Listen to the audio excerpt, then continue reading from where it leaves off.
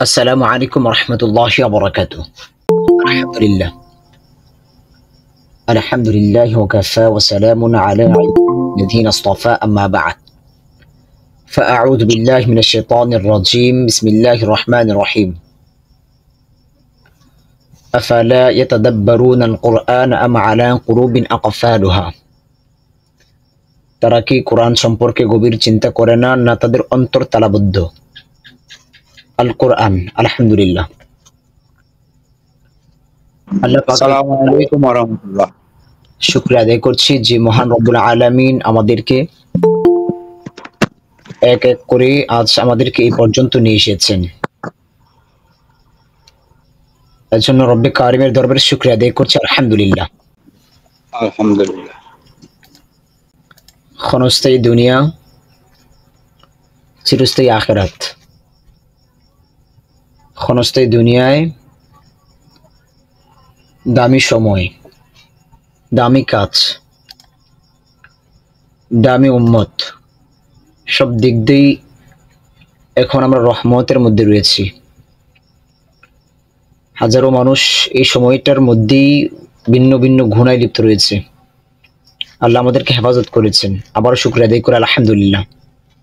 আমাদেরকে ক্লিয়ার শোনা যাচ্ছে কিনা এবং আমাদের স্ক্রিনটা কি ক্লিয়ার দেখা যাচ্ছে কিনা এটা একটু জানাবেন আমাদেরকে দয়া করে। শোনা যাচ্ছে এবং দেখা যাচ্ছে। আচ্ছা, ঠিক আছে। আজকে আমাদের ইনশাআল্লাহ শেষ ক্লাস হবে। ক্লাস শেষ মানেই আপনারা আমাদের থেকে চলে গেছেন, বিষয়টা এরকম না। আমাদের একাডেমিক সিস্টেমটা হচ্ছে এরকম, আমাদের এখানে একবার এডমিশন নিয়েছেন মানে আজীবন আমাদের কাছে আছেন, গ্রুপে আছেন, আমাদের সাথে পরিচিতের মধ্যে আছেন। যে কোনো সমস্যায় কোরআন পড়তে গিয়ে যে কোনো সময়ে আমাদেরকে নক করবেন, আমরা বুঝিয়ে দিব স্বাচ্ছন্দ্যে ইনশাআল্লাহ। আমরা খুশি হব যখন আপনারা আমাদেরকে নক করবেন কোনো বিষয়ে, আমরা খুশি হব ইনশাআল্লাহ। কারণ আমাদের উদ্দেশ্যটা হচ্ছে কোরআন শেখানো। ফিতনাময় দুনিয়া থেকে কু আনফুসাকুম ওয়া আহলিকুম নার, তুমি নিজেই জাহান্নাম থেকে বাঁচাও, তোমার আহাল পরিবারকে জাহান্নাম থেকে বাঁচাও। গোটা মুসলিম উম্মাহ হচ্ছে একটি পরিবার। আমি নিজে জাহান্নাম থেকে বেঁচে জান্নাতে যেতে চাই, আমার ভাই জাহান্নামে যাবে এটা আমি চাই না। আমরা চাই প্রত্যেকেই আমরা যেন একসাথে জান্নাতে যেতে পারি, এটা আমাদের চাওয়া। এখন জান্নাতে যেতে হলে আমাকে সে কাজই করতে হবে। আল্লাহ কোরআনের মধ্যে বলেছেন, ফারিকুম ফিল জান্নাতি ওয়া ফারিকুম ফিস সাঈর। পরকালে দুটি রাস্তা হবে, দুটি পথ হবে। একটি হচ্ছে জান্নাতের পথ, আর একটি হচ্ছে জাহান্নামের পথ। এখন আমি কোন পথ ধরে যাব এটার সিদ্ধান্ত আমাকে দুনিয়া থেকেই নিতে হবে। কোনো ছাত্র 10 বছর পড়াশোনা করেছে, 10 বছর পর সে মেট্রিক পরীক্ষা দেবে। এখন সারা বছর কোনো বইয়ের সাথে তার সম্পর্ক নেই, পড়াশোনার সাথে কোনো সম্পর্ক নেই। পরীক্ষার কেন্দ্রে যদি যায় সে ভালো পারবে না, ভালো না পারলে পরবর্তী সময় তার জন্য ভালোটা অন্ততপক্ষে আশা করা যায় না। তো এখন দুনিয়াতে আমরা এসেছি পরীক্ষা দেওয়ার জন্য, পরীক্ষার কেন্দ্রের মধ্যেই সিদ্ধান্ত নিতে হবে। এই সময়টার মধ্যে আমাদের সিদ্ধান্ত নিতে হবে। নর্মালি দুনিয়ার কোনো পরীক্ষা যখন কেউ একবার পাস না করতে পারে, দ্বিতীয়বার সুযোগ থাকে, তৃতীয়বার সুযোগ থাকে, পরবর্তীতেও তার জন্য সুযোগ থাকে। কিন্তু মৃত্যুর পরীক্ষায় কেউ যদি একবার হেরে বসে, পরবর্তী সময় তার জন্য আর কোনো সুযোগ নেই, চূড়ান্ত সিদ্ধান্ত শেষ এখানে হয়ে গেছে। ফারিকুম ফিল জান্নাতি ও ফারিকুম ফিস সাঈর। চোখ বন্ধ হয়ে গেছে, নিঃশ্বাস বন্ধ হয়ে গেছে, মানে সব শেষ। পরবর্তীতে আর আমল করার কোনো সুযোগ আমার থাকবে না, কোরআন তেলাওয়াত করার কোনো সুযোগ থাকবে না, মন্দ কাজ ছেড়ে দেওয়া, ভালো কাজ করা, কোনোটার সুযোগ আমার থাকবে না। এজন্য সিদ্ধান্ত আমাকে এখানেই নিতে হবে। আমি অধিকাংশ সময় একটা কথা বলি যে আল্লাহ সুবহানাহু ওয়া তাআলা ওয়ালাকাদ কাররামনা বানি আদম, যে আদম সন্তানকে আল্লাহ সম্মানিত করে পৃথিবীর যত মাখলুক রয়েছে সব থেকে শ্রেষ্ঠ করে আল্লাহ সুবহানাহু ওয়া তাআলা মানুষকে দুনিয়াতে প্রেরণ করেছেন। ওয়ালাকাদ কাররামনা বানি আদম, দেখেন কেমন দামি। আল্লাহ সুবহানাহু ওয়া তাআলা যখন সর্বপ্রথম আদম আলাইহিস সালামকে সৃষ্টি করেছেন, তারপর ওইখানে সকল ফেরেশতাদেরকেই আদমকে সিজদার জন্য আল্লাহ সুবহানাহু ওয়া তাআলা নির্দেশ করলেন। সব দিক দিয়ে আদম অনেক দামি, মানুষ অনেক দামি।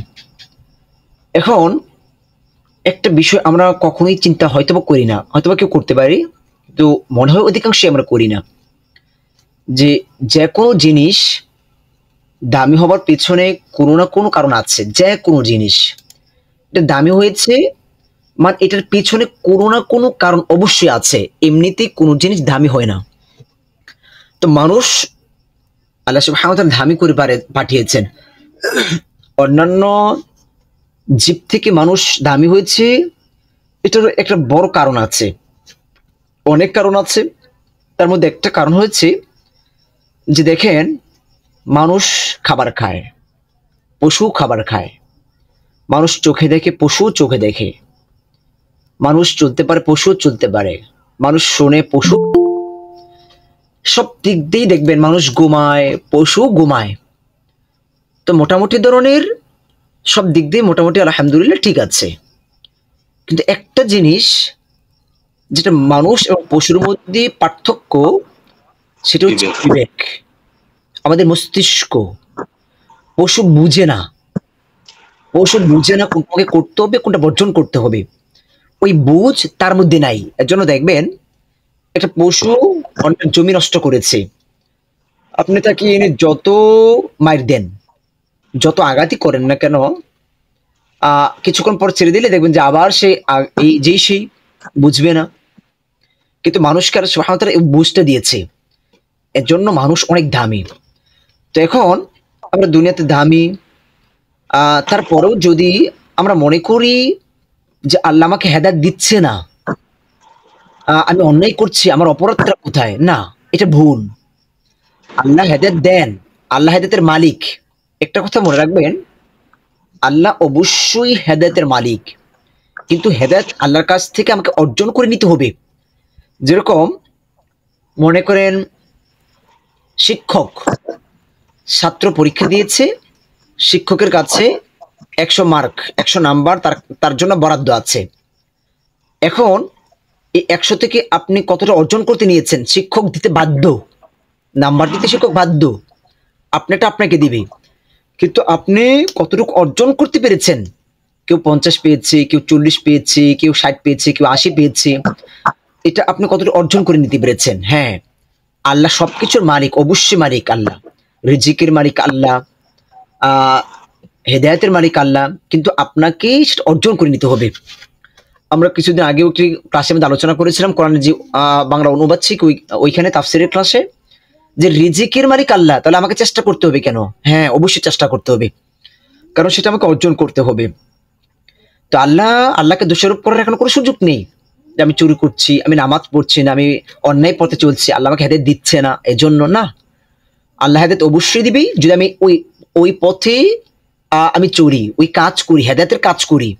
আমি ভালো পথে চলবো না, আরে আল্লাহ তো আমাকে মস্তিষ্ক দিয়েছেন, যুগে যুগে রাসূল পাঠিয়েছেন, রাসূল নাই, আমাদেরকে কিতাব দিয়েছেন, আমাদের মধ্যে কিতাব বিদ্যমান রয়েছে, আল্লাহ রাসূলের জীবনী কোরআন, আল্লাহ রাসূলের শিক্ষা আমাদের মধ্যে বিদ্যমান রয়েছে। এত কিছু থাকার পরেও যদি আমরা বলি যে আমার হেদায়েত নাই, আমি নামাজ পড়তে পারি না, আমি অন্যায় ছাড়তে পারি না, তাহলে আসলে এটা আমরা নিজেদেরকে ধ্বংস করছি। এখানে অন্য কাউকে দোষারোপ করার কোনো সুযোগ নেই। তো যেটা বলতে চেয়েছি, ফারিকুম ফিল জান্নাতি ওয়া ফারিকুম ফিস সাঈর, পরকালে দুটি রাস্তা, জান্নাত জাহান্নাম। এখন ওইটার সিদ্ধান্ত আমাকে দুনিয়াতেই নিতে হবে। আমি যে পরবর্তীতে আমল করব মৃত্যুর পরে, ওই সুযোগ আর থাকবে না। তো এখন অনেক লম্বা আলোচনা করে ফেলেছি ক্লাস ব্যতীতই, যেহেতু আমাদের আজকে শেষ ক্লাস। আমরা প্রত্যেককেই আমার প্রথম দিনই একটা কথা বলেছিলাম যে দেখেন, আমরা দামি হতে চাই, যদি প্রশ্ন করি প্রত্যেকে বলবো আমরা দামি হতে চাই, কিন্তু দামি কিভাবে হতে চাই? আমরা বাহ্যিক একটা এক্সাম্পলও দিয়েছিলাম যে একটা কাপড়কে যদি আমরা দুটো টুকরা করি, একটা টুকরা দিয়ে কাপড় আসলে সম্মান নেই এখানে। কাপড় দিয়ে আমরা যদি একটা জুতা পরিষ্কার করি, একটা কাপড় দিয়ে একটা অংশ দিয়ে, একই কাপড় মনে করেন দুটি অংশ, তো একটা অংশ দিয়ে যদি আমরা কি করি, জুতা পরিষ্কার করি বা পায়ের মোজা তৈরি করি, যেটা সবসময় পায়ের মধ্যে লেগে থাকে, সম্মান করছি না। কিন্তু এই অপর একটি অংশ দিয়ে যদি আমরা কোরআনের একটা গিলাফ তৈরি করি, কোরআনের একটা কাভার তৈরি করি, পরবর্তীতে যদি ওই অংশটা, ওই গিলাফটা আমার পায়ের মধ্যে অজান্তে লেগে যায়, সাথে সাথে আমরা চুমু খাবো, আল্লাহর কাছে কান্নাকাটি করব, জড়িয়ে ধরবো, আল্লাহ ভুল হয়ে গেছে ক্ষমা করে দেন, আফসোস করব, ভয় পাবো। দেখেন একই কাপড় দুটি টুকরা, একটা টুকরা দিয়ে আমরা সবসময় পায়ের মধ্যে ব্যবহার করছি, আর আরেকটি টুকরা দিয়ে আমরা যখনই কোরআনের সাথে স্পর্শ করছি ওটা দামি হয়ে গেছে। আবার কাঠ দিয়ে আমরা একটা এক্সাম্পল দিয়েছিলাম। দেখেন কাঠ, এইটা একটা অংশ দিয়ে যদি আমরা খাট তৈরি করি, জুতা রাখার বক্স তৈরি করি, কোনো সম্মান নেই। আর অপর অংশ দিয়ে যদি আমরা কোরআন একটা রেহাল তৈরি করি, যেটার মধ্যে আমরা কোরআন রেখে পড়ি, ওই রেহালটা যদি আমার অজান্ত পায়ে লেগে যায়, সাথে সাথে আমরা হতাশ হয়ে যাব, আল্লাহ ভুল হয়ে গেছে, আমাকে ক্ষমা করে দিন, আমি আসলে বুঝতাম না। দেখেন দামিটা আসলে কোথায়? তো কোরআনটা আসলে এতই দামি, এইটার সাথে যেটা স্পর্শ করবে সেটা দামি হয়ে যায়। দেখেন এই এক্সাম্পল তো আমরা এইসব আলোচনা তো আমরা প্রথম ক্লাসে করেছিলাম। রাত্রিতে নাজিল হয়েছে, সে রাত্রির দামি হয়ে গেছে, কদর রাত্রি 1000 মাসের চেয়ে দামি। কোরআন যে মাসে নাজিল হয়েছে, ওই মাসটা আল্লাহ সুবহানাহু ওয়া তাআলা দামি করে দিয়েছেন, রমজান মাস। কোরআন যে ফেরেশতা নিয়ে এসেছে, ওই ফেরেশতাদের সর্দার, যে আমাদের উপর কোরআন নাজিল হয়েছে, ওই মানুষ পৃথিবীর শ্রেষ্ঠ মানব, রাসূল সাল্লাল্লাহু আলাইহি সাল্লাম। তো দেখেন কোরআনের সাথে যেটাই স্পর্শ করবে সেটাই দামি হয়ে যায়, সেটাই দামি হয়ে যায়। তো এর জন্য আমরা প্রত্যেককে রিকোয়েস্ট করব যে দেখেন এটা ভুলে যান না, এটা ছেড়ে দিয়েন না, কখনোই এটা ছেড়ে দিয়েন না। জীবনে যাই করেন অনেক কিছু অর্জন করতে পারবেন, কিন্তু এটা অর্জন করতে না পারলে আপনি জীবনের কোনো সফলই হতে পারলেন না। হয়তো বা দুনিয়াতে আপনি বাহ্যিক দৃষ্টিতে আপনি একটু ভালো হয়েছেন, সফল হয়েছেন, আসলে এটা সফলতা না। যেহেতু আমরা অনেকের দুনিয়া, পরবর্তী সময় আমরা কামব্যাক করে রবের কাছে ফিরে যাব, ওইখানের সফলতা হচ্ছে আমাদের মূল সফলতা।